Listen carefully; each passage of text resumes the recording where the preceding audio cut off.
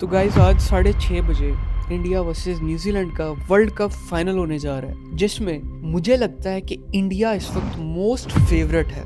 क्योंकि एक तो होम ग्राउंड का एडवांटेज, दूसरा इंडिया का जो क्राउड सपोर्ट है फुल उनके साथ है। इसके अलावा इंडियंस सारा साल इधर ही आईपीएल खेलते हैं, और जिस तरह लास्ट सेमीफाइनल में उन्होंने 250 स्कोर मारा था, तो टीम तो फेवरेट लग रही है इंडिया इस वक्त। इसके अलावा ये है कि न्यूजीलैंड की भी टीम स्ट्रांग है। जैसा उन्होंने सेमीफाइनल में परफॉर्म किया है, फिल एलन की वो सेंचुरी थी ना, जो वो डेफिनेटली बहुत स्ट्रांग इनिंग थी। नरेंद्र मोदी स्टेडियम में मैच है अहमदाबाद के अंदर, जहां पे इंडिया की कुछ खास अच्छी यादें नहीं है। 2023 का वर्ल्ड कप फाइनल उठा के देख लिया जाए, या फिर इसके अलावा ये जो अभी साउथ अफ्रीका के साथ मैच हुआ है अहमदाबाद में, इंडिया का वन साइडेडली साउथ अफ्रीका से हार गए थे। उसके बाद उन्होंने कमबैक बहुत स्ट्रांगली किया है, वेस्ट इंडीज को हराया है, इंग्लैंड को जिस तरह से मारा है इंडिया ने वो तो काबिले तारीफ था, जिसमें डेफिनेटली संजू सैमसन का बहुत बड़ा अहम इम्पैक्ट था, रोल था संजू सैमसन का उसके अंदर, और बुमराह की एक्सेप्शनल बॉलिंग जिसकी वजह से इंडिया इस वक्त फाइनल में पहुंचा है। और फील्डिंग तो क्या ही कमाल की कर रहा है इंडिया। और अब हमें सबसे पहले तो ये देखना है कि टॉस जीत कर पहले क्या डिसाइड करना चाहिए, बैटिंग करनी चाहिए इंडिया को या बॉलिंग। अब अगर इंडिया अपनी स्ट्रेंथ पे खेलता है जो कि बैटिंग है, डेफिनेटली इंडिया को बैटिंग चूज करनी चाहिए। लेकिन ये भी देखना है कि न्यूजीलैंड ने जो चेज किया था साउथ अफ्रीका के खिलाफ, वो 13 ओवरों में उन्होंने चेज किया था, और साउथ अफ्रीका की बॉलिंग भी अच्छी खासी स्ट्रांग थी। अब अगर ये लोग बैटिंग करते हैं, क्या ये बड़ा टोटल सेट कर सकते हैं? अगर तो कहीं इंडिया 200 का टोटल लगा देता है, फाइनल के अंदर न्यूजीलैंड पे प्रेशर तो होगा चेज में, जैसे उन्होंने लास्ट टाइम बहुत आराम से चेज किया सेमीफाइनल में, तो वो सीन तो नहीं होगा। क्राउड की सपोर्ट टोटली इंडिया के साथ होगी। दूसरी इनिंग में न्यूजीलैंड आता है तो क्राउड बिल्कुल प्रेशराइज करेगा न्यूजीलैंड को चेज में, और कहीं ना कहीं अगर न्यूजीलैंड की विकेटें गिर जाती हैं तो फिर उनके लिए बड़ी मुश्किल हो सकती है, और फिर वो चेज में अंडर प्रेशर भी आ सकते हैं, चाहे पिच अच्छी ही क्यों ना हो। No doubt Tim Seifert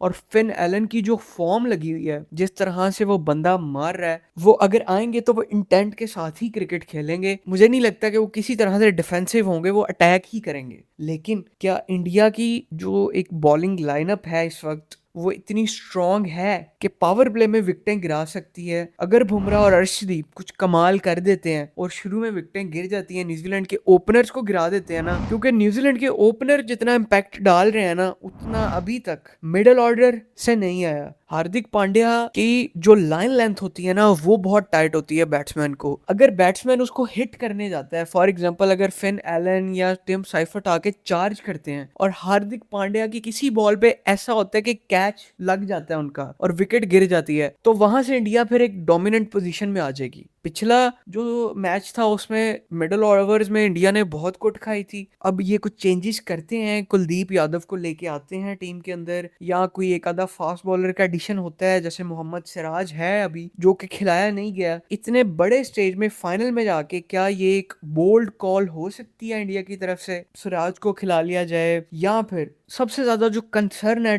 top order में इंडिया के लिए, वो है अभिषेक शर्मा। अगर संजू सैमसन एक साइड से किसी भी वजह से, कोई अच्छी बॉल पड़ जाने की वजह से, या फिर कोई कैच या कोई किसी भी वजह से विकेट गवाते हैं, तो क्या इंडियन ओपनर्स वो मोमेंटम दोबारा से कंटिन्यू कर सकते हैं जो संजू सैमसन ने 2 इनिंग्स में दिया है इंडिया को? अभिषेक शर्मा तो बहुत स्ट्रगल कर रहे हैं, अभी पूरा through out the tournament struggle करते हैं। अगर फाइनल में भी चांस मिलता है, एक तो परफॉर्मेंस प्रेशर आएगा, दूसरा फाइनल मैच का भी प्रेशर होगा T20 वर्ल्ड कप के अंदर। तो क्या अब अभिषेक शर्मा को एक बड़ा मैच देना चाहिए? अभिषेक शर्मा आपका एक वाइल्ड कार्ड है।